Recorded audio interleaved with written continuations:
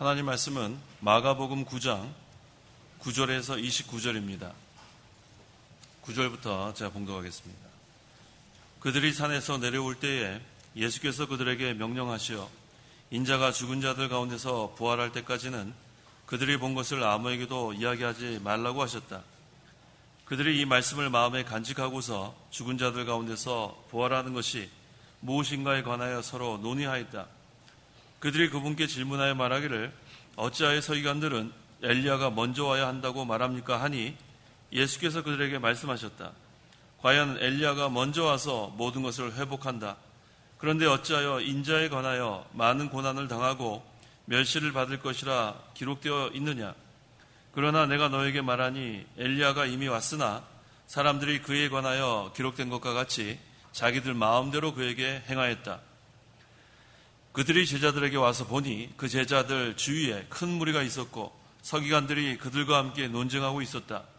모든 무리가 예수님을 보고 크게 놀라 그분께 달려와서 인사하니 예수께서 그들에게 물으시기를 너희가 그들과 무엇을 논쟁하고 있느냐 하시므로 무리 중 하나가 예수께 대답하였다. 선생님, 제가 벙어리 영 들린 제 아들을 선생께 데려왔습니다. 어디서든지 그 영이 그를 사로잡으면 그가 거품을 흘리며 이를 갈며 뻣뻣해집니다. 그래서 제가 선생님의 제자들에게 그 영을 쫓아내달라고 말하였으나 그들이 쫓아내지 못했습니다. 예수께서 그들에게 대답하여 말씀하시기를 믿음이 없는 세대여, 내가 언제까지 너희와 함께 있어야 하겠느냐?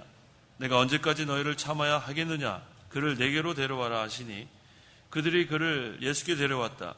그 영이 예수님을 보자 그에게 곧 경련을 일으켜 그가 땅에 넘어져서 거품을 흘리면서 뒹굴었다. 예수께서 그의 아버지에게 물으시기를 이 아이에게 이 일이 일어난 지 얼마나 되었느냐 하시므로 그가 말하였다. 어려서부터입니다. 그 영이 아이를 죽게 하려고 자주 불에도 던지고 물에도 던졌습니다. 그러나 만일 하실 수 있다면 저희를 불쌍히 여기시고 저희를 도우소서. 예수께서 그에게 말씀하셨다. 할 수 있다면이 무슨 말이냐? 믿는 자에게는 모든 일이 가능하다. 그 아이의 아버지가 곧 부르짖으며 말하였다. 제가 믿습니다. 저의 믿음 없는 것을 도우소서. 예수께서 무리가 몰려드는 것을 보시고 더러운 영을 꾸짖으시며 그에게 말씀하셨다. 말 못하고 듣지 못하는 영아, 내가 내게 명령하니 아이에게서 나오고 다시는 아이에게 들어가지 마라. 그 영이 부르짖으며 아이에게 경련을 심하게 일으킨 후에 나가니 그가 죽은 것 같이 되고 많은 이들은 아이가 죽었다라고 하였다. 그러나 예수께서 그의 손을 잡고 그를 일으키실 때 그가 일어섰다. 예수께서 집에 들어가시니 제자들이 조용히 그분께 묻기를 어찌하여 저희는 그 영을 쫓아내지 못하였습니까? 하므로 예수께서 그들에게 말씀하셨다. 이런 종류의 것은 기도 외에는 어떤 것으로도 나가게 할 수 없다. 29절까지 봉독했습니다. 본문은 엘리야가 올 것에 대한 말씀과 또 벙어리 영을 쫓아낸 그런 내용입니다. 이 시간 증거의 말씀의 제목은 엘리야가 올 것에 대한 말씀과 벙어리 영을 쫓아냄.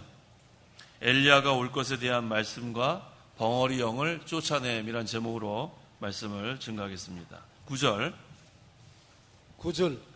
그들이 산에서 내려올 때에 예수께서 그들에게 명령하시어 인자가 죽은 자들 가운데서 부활할 때까지는 그들이 본 것을 아무에게도 이야기하지 말라고 하셨다. 예수님께서 이 땅에 오신 것은 그 메시아로서 오신 겁니다. 그리스도. 그래서 그 사역을 완성하려면은 십자가와 부활 이 두 가지를 다 통과해야 합니다. 그래서 이것을 완성하기 전에는 숨기는 것이 유익하기 때문에 메시아, 은닉 그 완성하기 전에는 숨기는 게 유익하고 그 다음에 완성된 다음에는 공적으로 증거하는 것, 메시아 선포 이것이 중요합니다. 그래서 예수님께서는 아직 이 부활할 때까지 완성하기 전까지는 아무에게도 이야기하지 말라고 그렇게 지금 하신 겁니다. 10절 그들이 이 말씀을 마음에 간직하고서 죽은 자들 가운데서 부활하는 것이 무엇인가에 관하여 서로 논의하였다. 이 제자들도 아직 이 부활에 대해서는 제대로 깨닫지 못하고 있습니다. 예수님께서 그 깨닫지 못하는 그 진리를 미리 그 제자들에게는 말씀해 주신 것은 이제 그 일이 일어날 때 믿게 하려는 것이라고 했어요. 요한복음 14장 29절 지금 내가 그 일이 일어나기 전에 너희에게 말한 것은 그 일이 일어날 때에 너희가 믿게 하려는 것이다. 이 제자들이 진리에 대해서 아직 깨닫지 못하니까 예수님께서 제자들에게는 미리 말씀해 주시는 거예요. 그래서 이제 그 성경 말씀이 이루어질 때에는 야, 이게 말씀하신 대로 이루어졌구나. 그대로 믿게 하려는 것이 그 이유입니다. 11절에서 12절. 11절 그들이 그분께 질문하여 말하기를 어찌하여 서기관들은 엘리야가 먼저 와야 한다고 말합니까? 하니 예수께서 그들에게 말씀하셨다. 과연 엘리야가 먼저 와서 모든 것을 회복한다.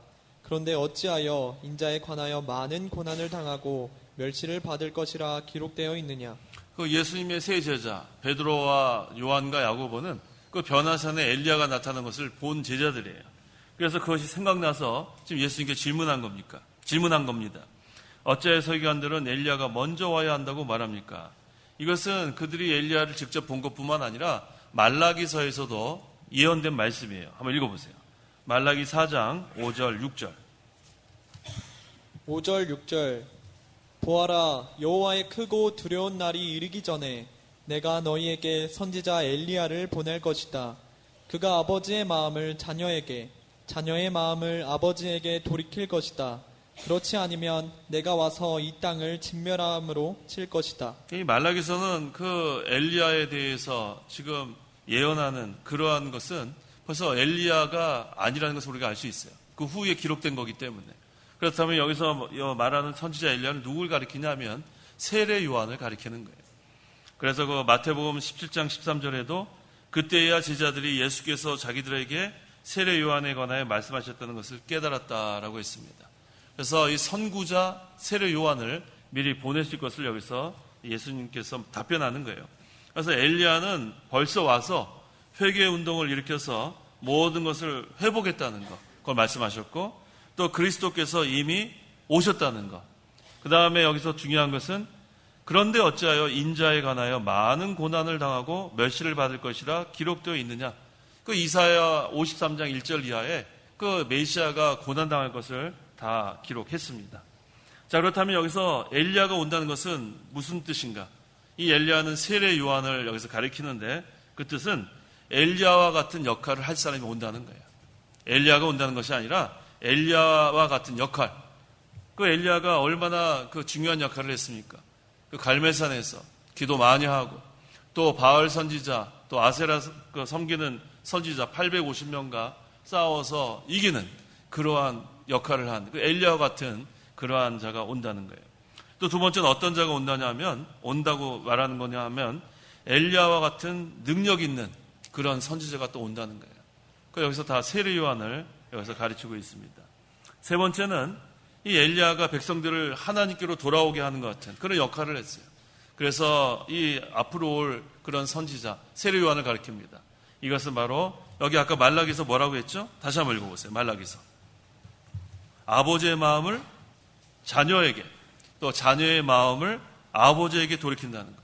그러니까 이 엘리야가 이 이스라엘 백성을 하나님께로 돌이키는 것 같이 이 세례 요한이 선구자로서 온 것은 바로 이 백성들의 마음을 하나님께로 돌이키려고 하는 그런 역할을 한다는 겁니다. 그 다음에 또 엘리야는 어떠한 선지자냐면 죄를 미워하는 선지자였어요. 그래서 그 아세라 목상, 그 바알 섬기는 거, 그걸 용납할 수 없었습니다. 그래서 그것을 섬기는 선지자 850명을 하늘에서 불이 내려오게 해서 그걸 다 불태워버리는 그러한 엘리야 같은 그러한 거짓 선지자들에서 미혹에서 벗어나게 하는 그러한 역할을 할 선지자가 온다는 거예요. 그래서 여기서 엘리야가 온다는 것은 그 엘리야가 직접 오는 게 아니라 엘리야와 같은 역할, 그 거짓 또 죄를 미워하는 그래서 그 거짓 선지자들의 미혹에서 이렇게 벗어나게 할 그러한 역할을 할 사람. 또 백성들의 마음을 하나님께로 돌이키게 하는 그런 역할을 할 사람. 또 엘리야와 같은 능력 있는 그러한 선지자를 보내는데 그게 누구냐 하면 바로 세례 요한이라는 거예요.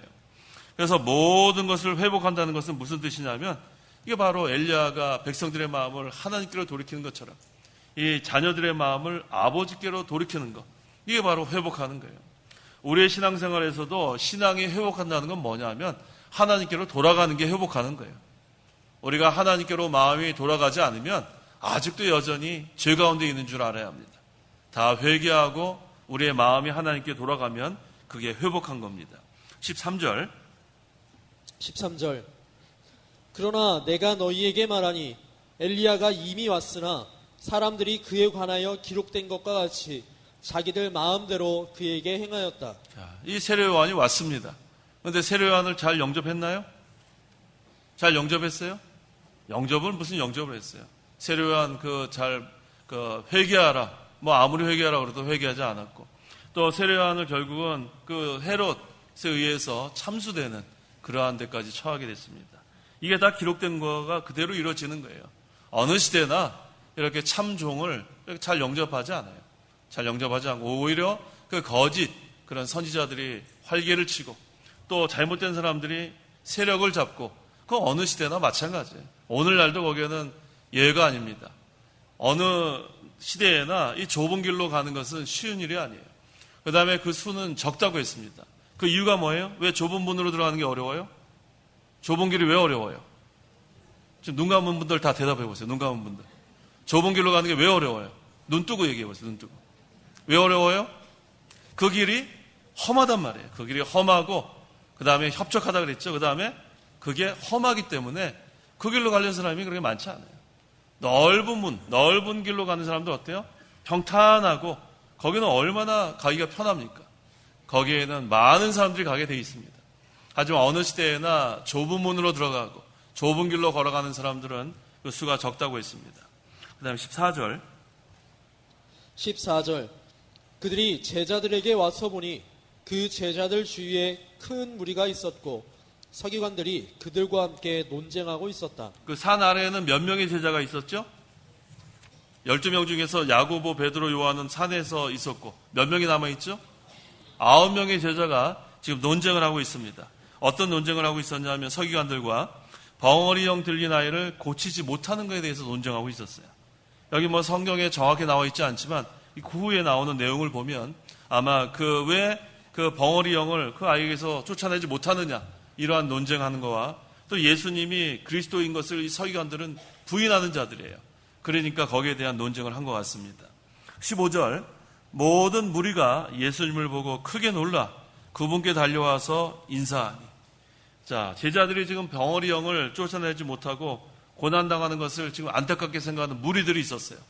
이거 지금 큰일 났다. 그런데 저는 예수님께서 오시는 걸 보니까 너무 반가운 거예요. 반가워서 기쁨으로 달려가 인사했다고 했습니다. 16절에서 17절. 16절. 예수께서 그들에게 물으시기를 너희가 그들과 무엇을 논쟁하고 있느냐 하시므로 무리 중 하나가 예수께 대답하였다.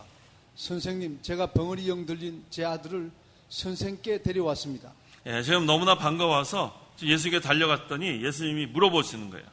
너희가 그들과 무엇을 논쟁하고 있느냐? 그랬더니 무리 중 하나가 예수님께 선생님, 제가 벙어리형 들린 제 아들을 선생께 데려왔습니다. 자, 이 벙어리형 들린 아이의 지금 아버지가 왔습니다. 18절.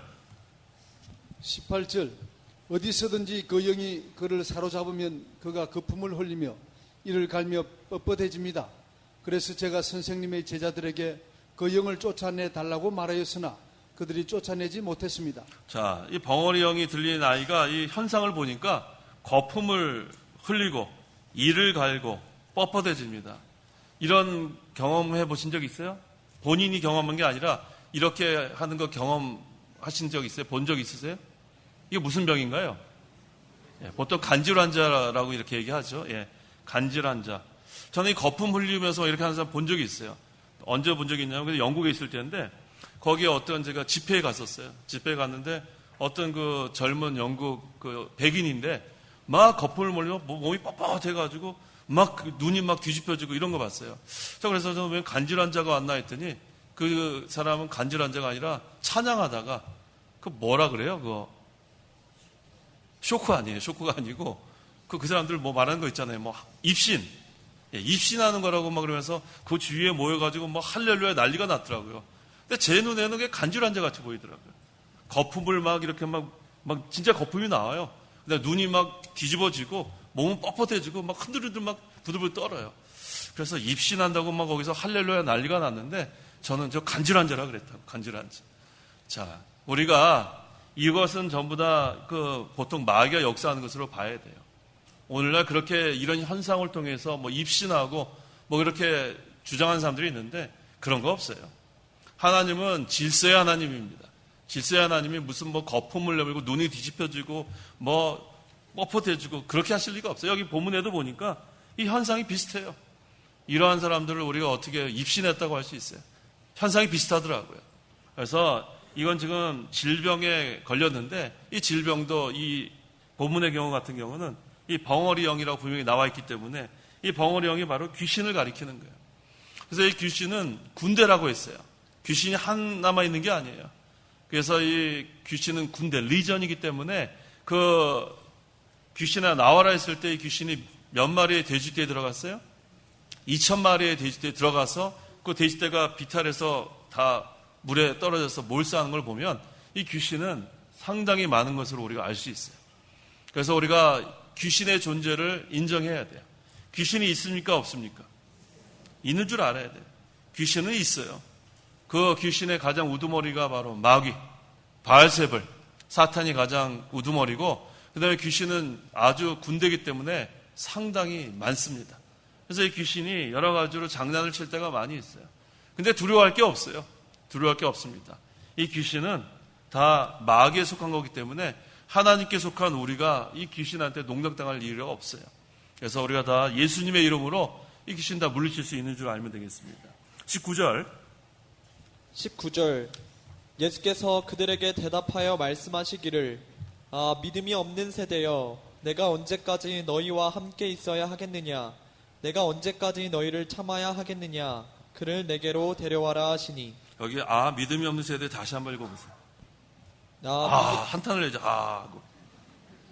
그냥 믿음이 없는 세대 하지 말고 한탄을 해야죠.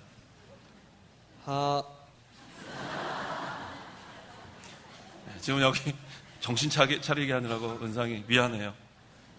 자, 믿음이 없는 세대요. 한탄을 해야 하는 거 아니에요. 근데 여기 읽을 때 믿음이 없는 세대 이러면 안 되겠어요. 우리 다 같이 한번 한탄해 봅시다. 믿음이 없는 세대요. 이게 지금 한탄하는 거예요. 믿음이 없다는 겁니다. 이 마태복음 17장 17절에는 믿음이 없고 비뚤어진 세대요. 폐역한 세대요. 음란한 세대요. 자, 제자들이 지금 믿고 예수님을 따라다니는데 왜 믿음이 없다고 했는가? 어떤 믿음을 여기서 가르친 줄 알아야 합니다. 이건 하나님이 역사하는 그 믿음이 없는 거예요. 믿음이 있으면 하나님이 역사하는 건데 그 하나님의 역사를 제대로 믿지 않는 거예요. 하나님이 역사하시는데 왜 믿지 않느냐? 그걸 여기서 가르치고 있습니다. 그 다음에 두 번째는 생명 없는 믿음이에요. 생명 없는 믿음. 자, 어떤 믿음이 생명이 있는가? 마태복음 17장 19절 20절 19절 20절 그때의 제자들이 예수께 따로 다가와서 말하기를 어찌하여 우리는 악령을 쫓아내지 못하였습니까 하니 예수께서 그들에게 말씀하셨다. 너희의 작은 믿음 때문이다. 내가 진정으로 너희에게 말하니 너희가 겨자씨 하나일 만한 믿음을 가지고 있다면 이 산에게 이곳에서 저곳으로 옮겨가라 하여도 그것이 옮겨질 것이며 너희가 못할 것이 하나도 없을 것이다. 겨자씨 하나일 만한 믿음, 이건 생명 있는 믿음을 가리킵니다. 겨자씨가 가장 작은 씨인데 그 안에 생명이 있으니까 나중에는 얼마나 자라나고 거기 열매를 맺습니까? 그래서 여기서 말하는 것은 생명 있는 믿음이 없다는 거예요. 생명이 없다는 거예요, 믿음에. 세 번째는 능력 없는 믿음이라는 거예요. 믿음에는 능력이 있어야 돼요. 하나님 나라는 말에 있지 않고 어디에 있다고 했어요? 능력이 있다고 했어요. 능력이 있다. 하나님 나라 백성이 왜 능력이 없느냐? 그러니까 첫째는 하나님이 역사하는 그런 것을 믿는 그런 믿음이 없는 것. 그 다음에 두 번째는 생명 있는 믿음이 없는 것. 세 번째는 능력 있는 믿음이 없다는 것. 그다음 네 번째는 뭐냐면 마귀를 이기고 승리하는 믿음이 없다는 거예요. 마귀를 이겨야 되는데 이 마귀한테 지면은 그거는 우리 종로를 하는 거예요. 진자가 이긴 자의 종이라고 하지 않았어요? 지면은 우리가 안 됩니다. 이겨야 돼요. 왜 이겨야지 왜 집니까? 그래서 항상 우리가 진 자는 이긴 자의 종인 줄 알고 죄 지면은 죄의 종이 된 거고 마귀한테 지면은 마귀의 종이 된 줄 알아야 돼요. 우리 이긴 자의 생활을 해나가야 합니다. 내가 언제까지 너희와 함께 있어야 하겠느냐? 내가 언제까지 너희를 참아야 하겠느냐? 이 믿음이 없는 것을 예수님께서 지금 책망하시는 거예요. 자, 우리가 지금 믿은 지 오래됐죠? 오래됐어요? 얼마나 오래됐어요? 몇십 년 됐어요. 그런데 한번 찾아보겠습니다. 히브리서 5장 12절. 12절. 지금쯤은 너희가 선생이 되어야 마땅한데 다시 누군가가 너희에게 하나님의 말씀의 초보적 요소들을 가르쳐야 할 형편에 있어 젖만 먹고 단단한 음식은 못 먹는 자들이 되었다. 이렇게 돼 있으면은 이것도 우리가 너무나도 안타깝습니다. 이제 몇십 년 됐으면 마땅히 선생이 되어 이거 잘 알아야 된다는 거예요. 이제는 가르칠 수 있는 그런 위치가 돼야 되는데 아직도 우리가 단단한 음식을 못 먹고 지금 이렇게 초보적 그런 수준에서 머무르면 안 된다는 거. 그러니까 믿음이 오래됐으면 오래된 만큼 그 다음에는 우리가 힘을 좀 내야 됩니다. 오늘 새벽에도 제가 그 설교하다가 또 우리 그 조함전 전사님 얘기를 또 했어요. 요새 제가 조함전 전사님 얘기를 자꾸 해가지고 오해하지 마세요. 다른 의미가 없습니다. 좋은 예가 되기 때문에 그래요. 그 조함전 전사님이 하루에 오늘 새벽에 질문했어요. 그 몇 장씩 그 전도지를 이렇게 나누니까 했더니 90장씩 매일 그렇게 나가서 전도를 한대요. 연세가 어떻게 됐습니까? 했더니 90이세요, 90. 그러니까 90세니까 90장을 나가서 전도지를 돌리는 거예요. 그래서 제가 오늘 새벽에 뭐라고 했냐면 자기 나이만큼 전도지 돌리면 되겠어요. 좋은 오늘 그 생각이 났어요. 자기 나이 다 아시죠? 자기 나이. 예. 그만큼 이제는 연세가 드셨으면 그만큼 전도지를 더 많이 가서 전도해야 되겠다는 거. 오늘 새벽에 깨달은 거예요. 질문하다가. 자, 그러면은 자기 나이가 몇이죠? 여기 자기 나이가 한 50 되신 분들은 50장 전도하면 되겠어요. 50장. 우리 조함전 선생님이 바빠요. 90장. 그다음에 80 되시는 분은 80장. 그다음에 우리 뭐 젊은 사람들은 한 20장. 아직 자라나지 못했으니까.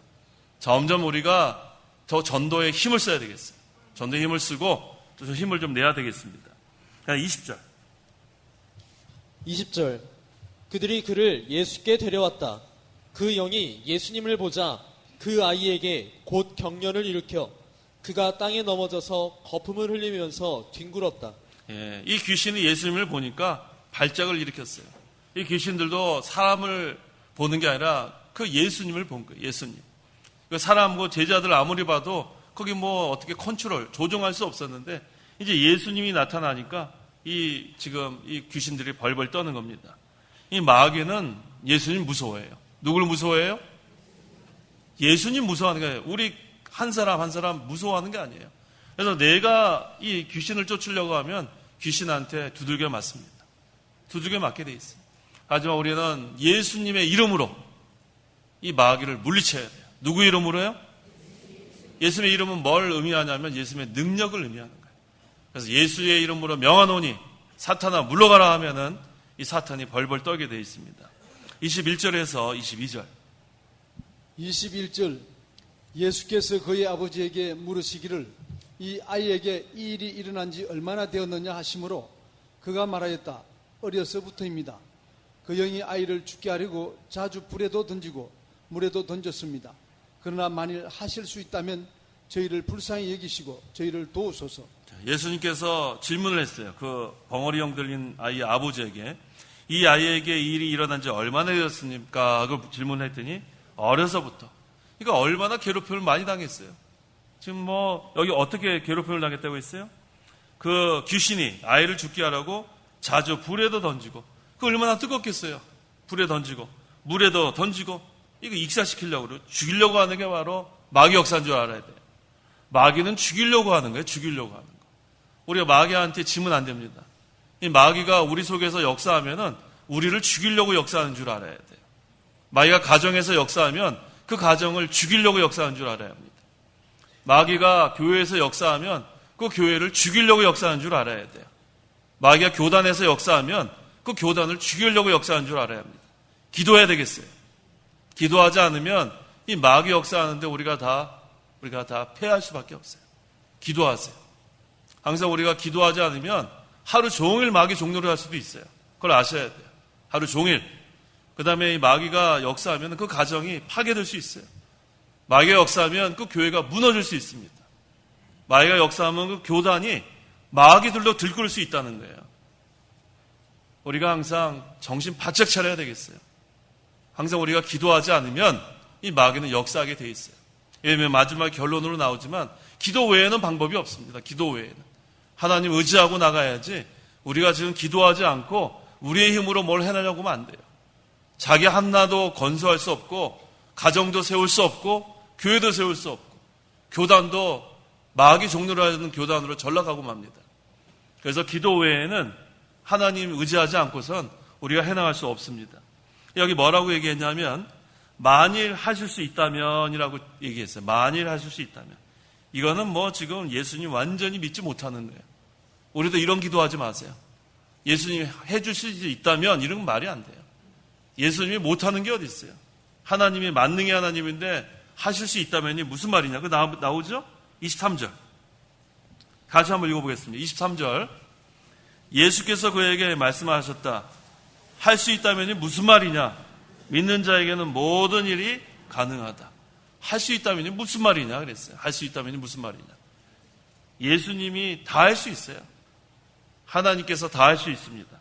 믿는 자에게는 모든 일이 가능하다. 이 만능이란 말이 참 좋은 말이에요. 믿으면 만능입니다. 믿으면 모든 걸 할 수 있다는 거예요. 믿음은 만능이에요. 그래서 우리가 하나님을 전적으로 믿고 나가면 다 할 수 있어요. 믿고 나가면. 그래서 우리가 이 믿음이라는 것은 제가 여러 번 강조하는 것처럼 하나님과 하나님의 말씀을 전적으로 신뢰하고 순종하는 거예요. 하나님과 하나님의 말씀을 전적으로 신뢰하고 순종하는 것. 그러니까 우리가 이 하나님을 믿고 나가면 다 할 수 있는 거예요. 그 다음에 하나님의 말씀을 믿고 나가면 다 할 수 있어요. 이 하나님의 말씀이 하나님의 뜻이에요. 그러니까 하나님의 뜻대로 우리가 믿고 나가면 다 할 수 있습니다. 그런데 이 믿음이 없으면 아무것도 못하는 거예요. 믿어야 할 수 있는 거예요. 믿지 않고 뭘 할 수 있겠어요? 믿음이 없으면 아무것도 못하는 거예요. 그런데 우리가 믿는데도 뭘 믿는다라고 했어요? 하나님과 하나님의 말씀을 믿는 거예요. 말씀 믿는 거. 그래서 하나님 빠지고 하나님 말씀 빠지면 그 다음에 미신이 되는 거예요. 하나님과 하나님의 말씀이 빠지면 맹신이 되는 거예요. 그래서 우리가 새벽에 목욕하고 그 다음에 하얀 옷을 입고 물 하나 떠놓고 믿는 거예요. 손 막 이렇게 비벼가면서. 뭘 믿는 거예요? 뭘 믿는 거예요? 미신이에요, 미신. 맹신이에요. 믿는 게 뭘 믿는 거예요? 목적이 없는 거예요. 그렇다면 엉터리입니다. 그래서 반드시 대상이 있어야 돼요. 우리의 믿음의 대상이 누구예요? 하나님이에요, 하나님. 하나님을 믿고 하나님의 말씀을 믿고 나가는 것. 그래서 우리가 요새 주장하는 것 중에 하나가 그거잖아요. 꿈꾸면은 모든 게 다 될 수 있다는 거. 꿈꾸는 자가 오는도다. 요셉이 꿈을 꿨더니 나중에 애굽의 총리 대신이 됐다. 그래서 오늘날의 젊은이들이요, 꿈을 꿔라. 그러면은 그게 이루어진다. 이루어지나요? 이루어지나요? 이루어질 수도 있겠죠. 그런데 무조건 이루어지는 것이 아니에요. 우리가 긍정적인 생각하는 거 잘못된 거 아니에요. 제가 긍정적인 생각하라는 게 잘못된 그런 걸 지적하는 게 아니라 말씀을 빼놓고 무조건 자기 생각대로 계획하고 된다는 게 그게 문제가 있는 거예요. 우리가 긍정적으로 살아야지 부정적으로 사는 사람은 그건 잘못된 거예요. 맨날 이게 될 수 있을까? 그건 잘못된 거예요.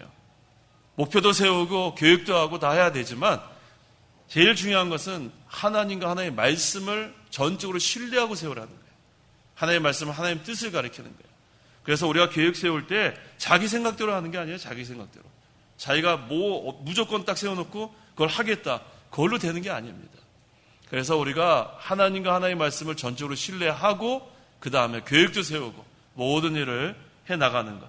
그러면 모든 것이 가능하다는 거예요. 자, 우리 예가 많이 나오잖아요. 자, 하나님과 하나님 말씀을 신뢰하니까 홍해가 갈라졌죠?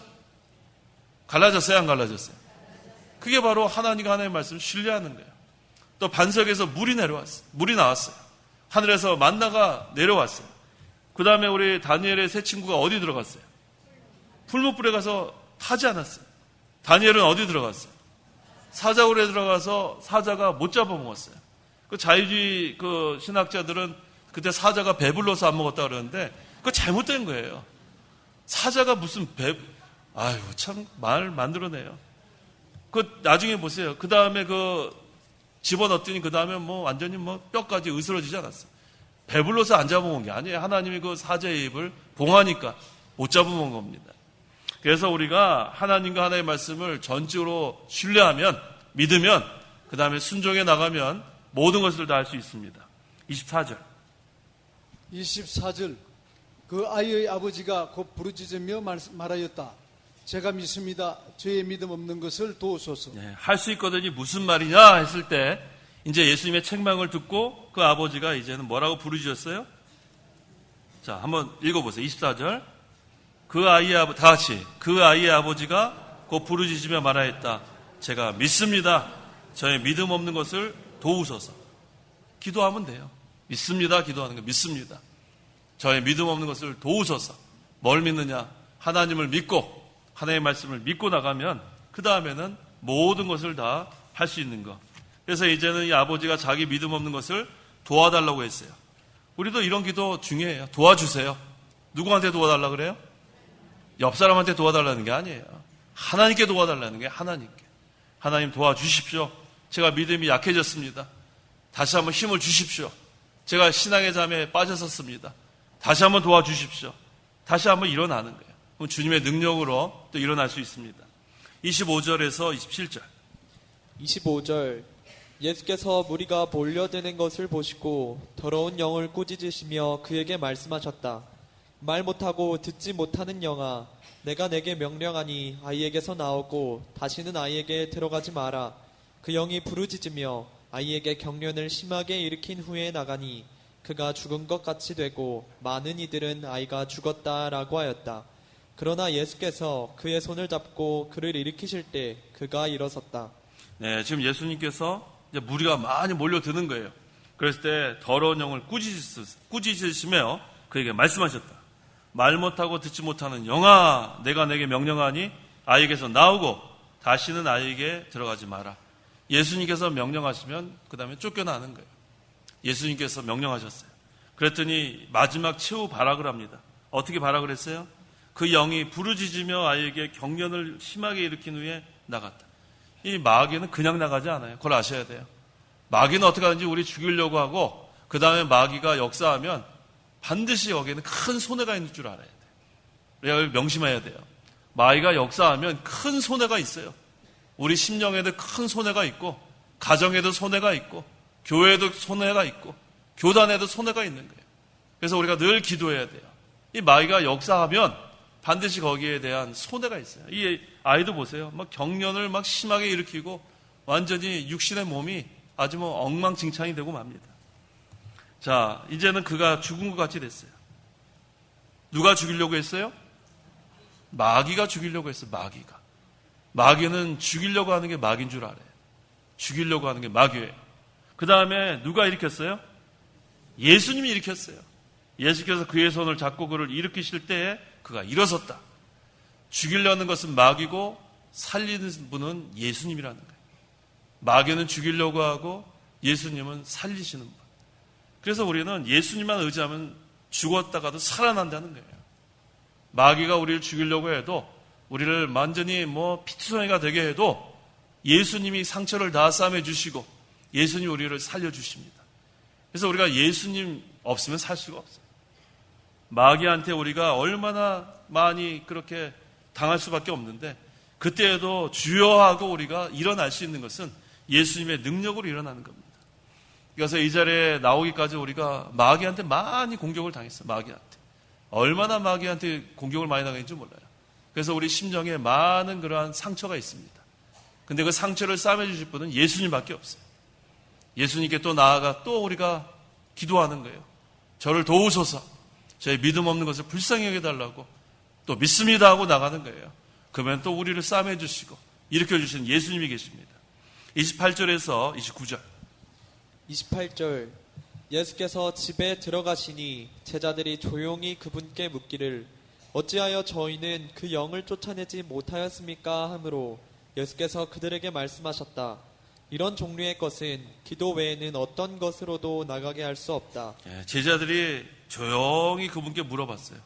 야, 우리가 분명히 쫓아내려고 했는데 안 되던데 어떻게 된 거지? 우리에게는 무슨 문제가 있지? 자, 예수님께서 그 문제를 정확하게 지적해 주셨어요. 뭐라고 지적하셨어요? 이런 종류의 것은 기도 외에는 어떤 것으로도 나가게 할 수 없다. 기도하지 않아서 쫓아내지 못하는 거예요. 그래, 기도하지 않으면은 이 마귀한테 종로를 한다고 성경에서 너무나 우리에게 강조하고 있는 거예요.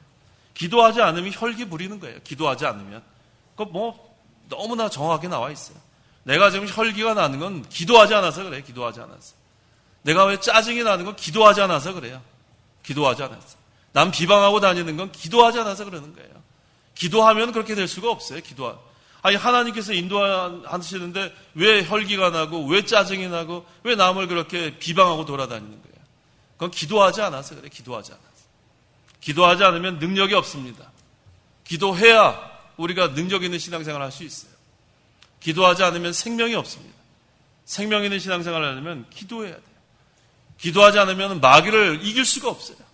그러니까 이 제자들이 지금 마귀한테 지금 낼 수가 없는 거예요. 예수님께서 분명히 말씀하셨어요. 기도 외에는 할 수 없다는 거예요. 기도 외에는. 그래서 기도해야만 하나님의 능력을 힘입는 생활을 할 수 있습니다. 기도하지 않으면 우리가 능력 있는 생활을 할 수 없어요. 점점 더 약해질 수밖에 없습니다. 그래서 우리 초대교회에도 그 예루살렘에 머물라고 했어요. 그때 그 제자들이랑 그 성도들이 거기서 뭐 했냐면 기도하고 있었어요. 기도할 때 하늘에서 권능이 임했다고 했어요. 그 한번 보세요. 그 사도행전 1장 8절. 8절. 그러나 성령이 너희에게 임하시면 너희가 능력을 받고 예루살렘과 온 유대와 사마리아와 땅끝까지 이르러 내 증인이 될 것이다. 예루살렘을 떠나면 안 돼요. 예루살렘은 예수님께서 구속을 완성하신 곳입니다. 그곳이 아무리 위험하고 핍박이 있어도 그곳에서 머물면서 기도하고 있을 때에 성령이 임하고 그 다음에 능력을 받았다고 했습니다. 기도할 때에 성령의 능력을 힘입는 거예요. 그래서 기도하지 않는 성도는 이게 뭐 자라날 수가 없어요. 기도하지 않으면. 근데 기도할 때 늘 뭘 붙들고 기도하라고 했어요? 말씀을 붙들고 기도하라고. 말씀을 붙들고 우리가 기도하면 그러면은 능력 있는 그런 신자가 되는 거예요. 말씀을 붙들고 기도하면 생명 있는 그런 신앙생활을 해나갈 수가 있습니다. 이것이 바로 산믿음이에요. 이게 바로 능력 있는 믿음입니다. 기도하시기 바랍니다. 기도하겠습니다. 하나님 아버지 은혜를 감사합니다. 우리를 죄 가운데서 구원하여 주시고 이젠 하나님 나라 백성 삼아 주시니 감사합니다. 이제 항상 이 마귀는 어찌하든지 우리를 넘어뜨리려고 하고 어찌하든지 역사하고 있는 이 가운데서 저희들이 기도하지 않으면 능력이 없고 기도하지 않으면 생명 없는 신앙생활을 할 수밖에 없고 마귀의 종노릇밖에 할 수 없사오니 주여 불쌍히 여겨주시고 다시 한번 우리가 기도하는 그러한 능력 있는 생명 있는 신앙생활을 할 수 있도록 도와주시옵소서. 예수님의 이름으로 기도하옵나이다. 아멘.